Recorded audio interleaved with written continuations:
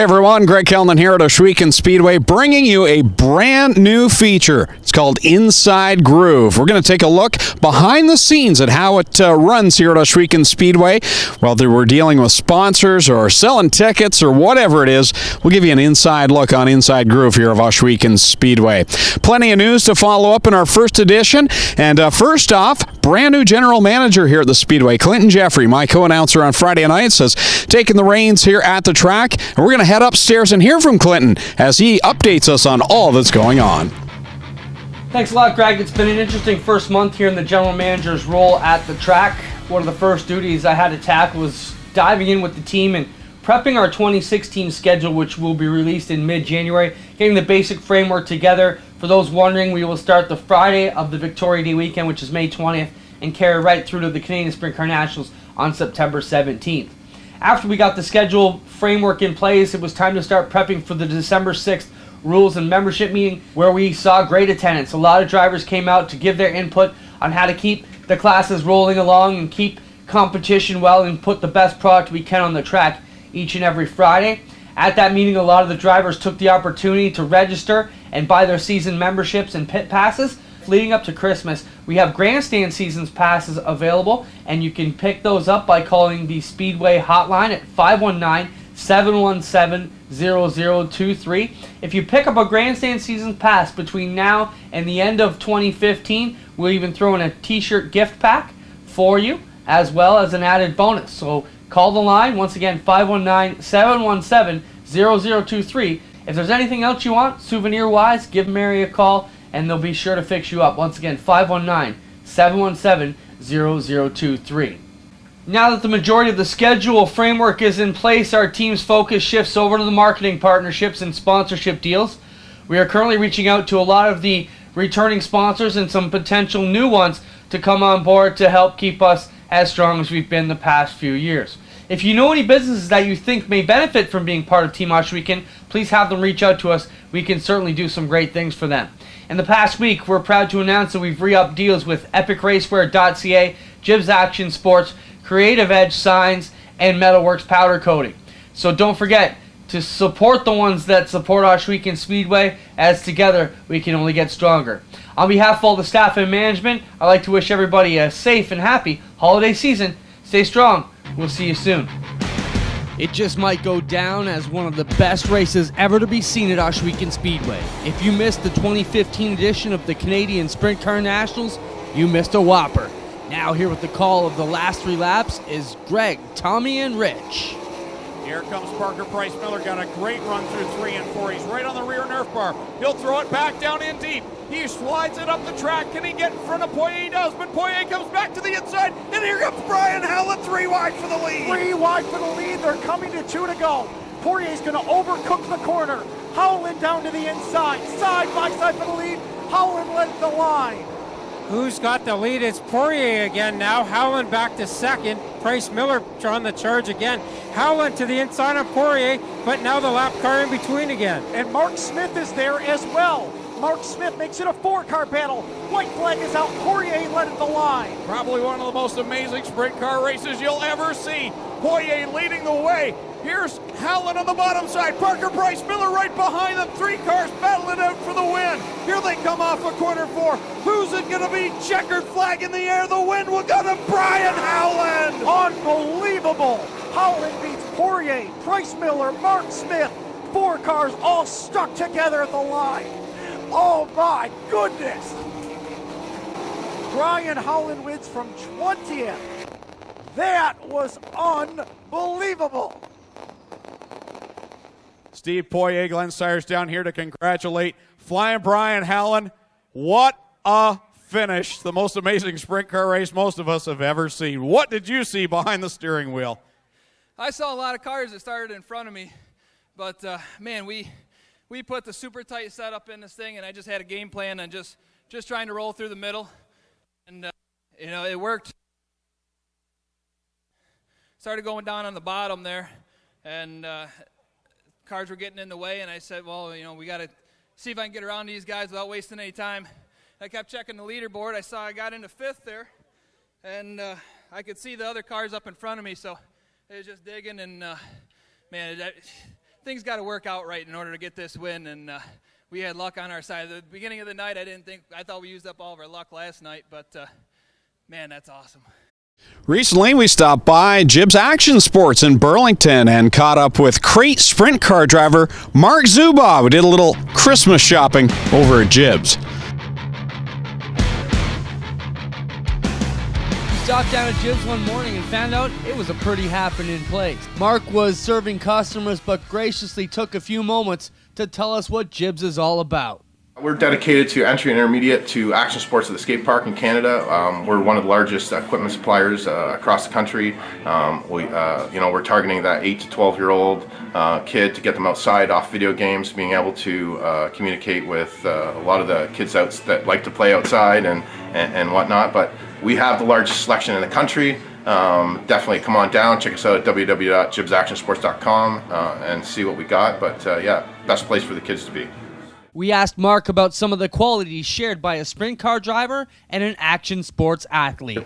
Just dedication, courage, being able to push yourselves, and the planning that goes on with the sprint car, and doing a double backflip in a bike is definitely very similar. Making sure that your equipment's in top shape, and your body and everything else as well. 2016 will be Mark's third year as a pilot of a crate sprint car. He talks about some of the preparations his team is working on in the off season. We had a bad wreck end of the year. We've got the car apart and getting everything back together. We're definitely going to need a new chassis for next year. We'll be back in Eagle from Mike Emhoff.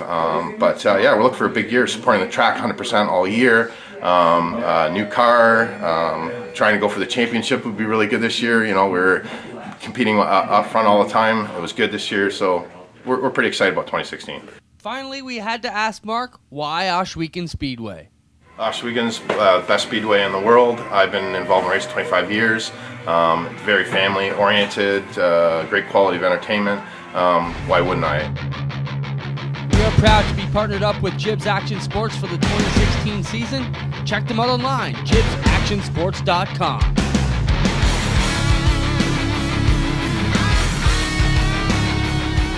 Recently, we stopped by the brand new Steyrs Racing facility and talked with Steve Moulton. Steve, of course, the crew chief for both the Corpac Merchandising Sprint Car Championship team and the Strickland Crate Sprint Car Division team. They were also nominated Crew of the Year, and they won that award at the Ohsweken Banquet.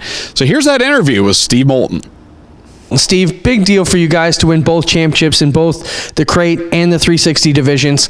I mean, how impressive was that for the team and the performance you guys had? You got to be very pleased. I'm really proud of the guys, everybody that helped us out and all the volunteer help. And yeah, we had a good year. I'm looking forward to next year. What's the hardest part you guys faced this year to get both those championships? Was it dealing with both cars, just getting them both prepped? What was the biggest thing your team faced to actually make sure you guys were in the winner's circle on the proper nights? Yeah, it was just keeping the cars running every night. That's I think where we had a really good year, where we didn't have a lot of mechanical problems that put us out of races. And both Dylan and Glenn did a real good job each night keeping the cars out of trouble, and that's the key to it, I think.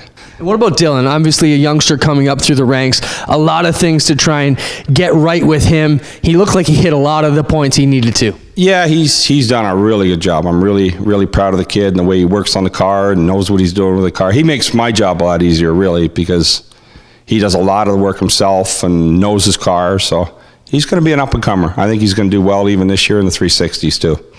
What's the state of sprint car racing at Ohsweken right now, in your opinion? I mean, obviously, I've been there almost 20 years. I've seen the mini stocks go from 40 down to 20, back up to 45 we are now.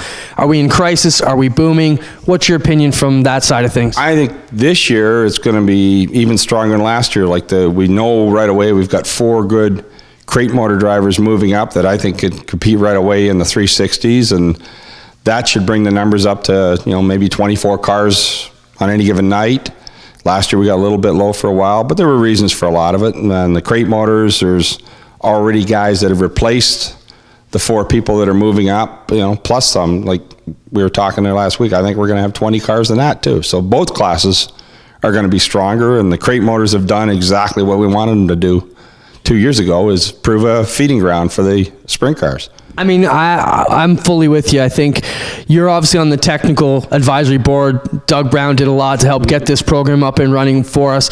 I mean, are you as impressed as we are, I think, and surprised at how well it's taken off, and also the fact that it's brought in new racers from the outside? We're not really pillaging from our own divisions. No. It's brought in new people like Holly Porter, Mac DeMann, Steve Lyons, all these people from the outside. That's impressive. Yeah, that's the biggest point right there, is that it's given a lot of, like you say, outsiders a chance to move in and do really well right off the bat too.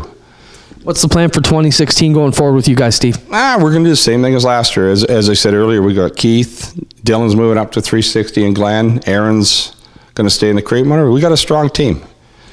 Let's talk about Glenn's season. Obviously, a smashing season for him. Grabbed his 50th win in a sprint car. Another championship at home.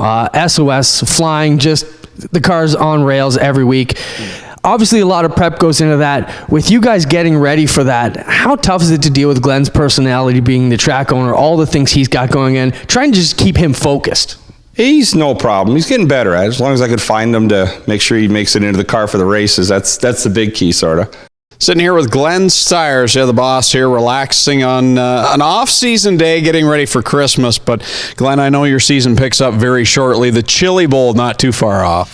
Yeah, we're going to be going down and testing January 9th with Jack Gailey and JJ. And, I can't wait to get down there. That's kind of the beginning race of the year for us. Pretty phenomenal 2015 season. Obviously, the Core Pack Championship, runner-up with the Southern Ontario Sprints, but you went on that run there in the middle of the summer. That was a pretty incredible run. I knew you were pretty pumped up about it, and like you said, when those wins are there, you got to take them. Yeah, they don't come free. I mean, with these guys running this year, anybody can win, and you just can't give it up, because if you've seen the beginning of my year, very unsuccessful, and then we took off, and you don't know when it's going to stop, but you got to ride it out until it stops. And we were very fortunate this year, and pretty pleased with it. 50 career wins came this year at the Humberstone Speedway. Ironically, at the track where you got the first win, has to seem like a blur between those 50 victories. Well, you know what? I never expected to be running sprint cars. Like, it was never in my plans. I never thought it was going to be. And I remember when the SOS first started, and I was really gotten an interest in sprint cars, and the way they bounced around and the way they crashed, I was like, man, I'm never going to get in one of those things. And I remember Bob Mesmer from New York, he had me take his car out for a test drive, and so I bought one the next day, and that's how I was hooked. It was amazing. Looking back to probably the biggest moment of the 2015 season, and it wasn't with you in Victory Lane, it was Brian Howland. You've had a chance now to go back and watch the video. You were in that race, so you didn't get to see what we saw, but what did you think of the Nationals? Just to see how slick that track was, and to watch him pull the front wheels off the ground, I mean, carry him all the way down the back straightaway. And I know how icy that is, and I know how hard it is to get a hold of that track. And it was phenomenal, because he come from way, way back, and it was really rare that happens. And, he did a heck of a job. It's really amazing to see him pull it off like that. 50 wins in all the championships. What's left for Glenn Stiers? What do you want to cross off the bucket list? I just really don't even worry about that. I just like the idea of holding it wide open and sailing around there as fast as you can, and gritting your teeth every corner. I mean, you just can't. I always say this, you can't get a ride like that at Canada's Wonderland, and that's why I do it. Well, thanks for watching the first edition of Inside Groove. Make sure you stay tuned to the website, OhswekenSpeedway.com, as well as our Facebook and Twitter pages and our YouTube channel for upcoming editions. So, on behalf of the Ohsweken Speedway staff, we want to wish you the very merriest of Christmas and a very happy New Year. We'll see you right back here on Inside Groove.